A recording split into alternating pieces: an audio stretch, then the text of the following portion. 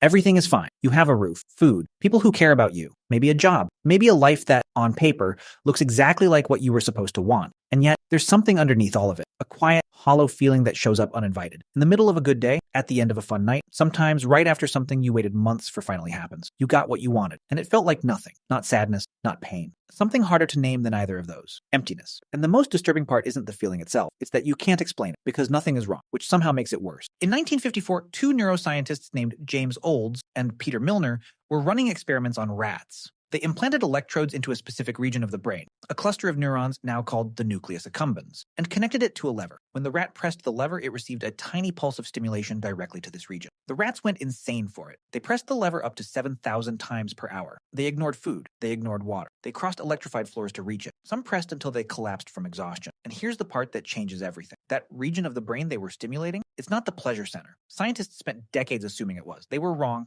It's the wanting center. The technical term is the dopamine reward system. But what it actually produces isn't satisfaction. It isn't joy. It isn't fulfillment. It produces desire. And you have one too, running right now, all the time. Here's what that means for your life. Your brain was not designed to make you happy. This is not a metaphor. This is not pessimism. It is a straightforward biological fact that neuroscience has been quietly documenting for 70 years. Your brain was designed to keep you seeking. Every time you anticipate something, a promotion, a relationship, a purchase, a goal, your dopamine system floods your body with a feeling that mimics happiness so closely you can't tell the difference. That electric aliveness you feel when you're working towards something. That's not happiness. That's the promise of happiness. And your brain has become so sophisticated at delivering that promise, so precise at making the anticipation feel like the destination, that the actual arrival of the thing you wanted triggers something close to neurological confusion. You reach the goal. The dopamine drops. And the silence where the wanting used to be feels, in the architecture of your nervous system, indistinguishable from loss. You didn't fail to feel happiness. Your brain completed its program, and then it went looking for the next thing to want. But this is where it gets darker. Because we live in the first civilization in human history specifically engineered to exploit this system at industrial scale.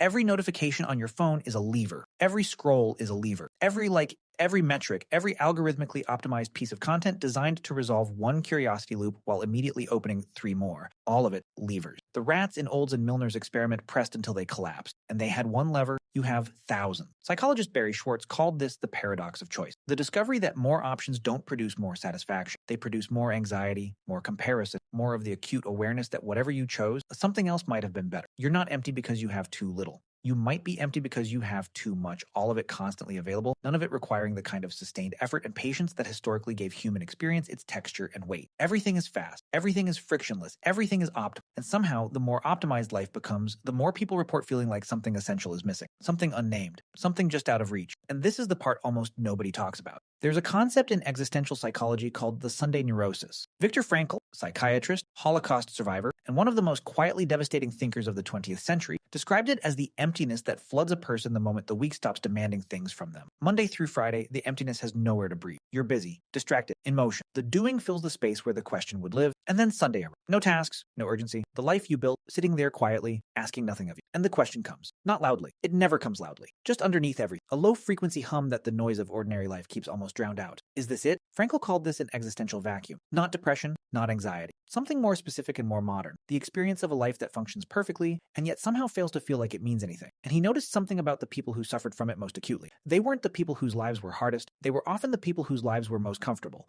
Because comfort, it turns out, removes the one thing that historically forced human beings to answer the deepest question a person can face. Why am I here? For most of human history, that question was answered by necessity. You were here to survive, to protect, to build, to belong to something. A tribe, a tradition, a story larger than your individual life that told you exactly what you were for. The question wasn't given space to become a question. And then, gradually, then suddenly, modernity dismantled most of those structures. Religion became optional, community became digital, tradition became aesthetic. The tribe became a follower count. And in the space where those answers used to live, we put productivity. We put optimization. We put the relentless, frictionless pursuit of more. More experiences, more options, more versions of ourselves we haven't tried yet. And it hasn't worked because the emptiness was never asking, what do you want next? What are you part of? This isn't really a story about dopamine. It isn't really a story about social media or modern distraction or the neuroscience of wanting.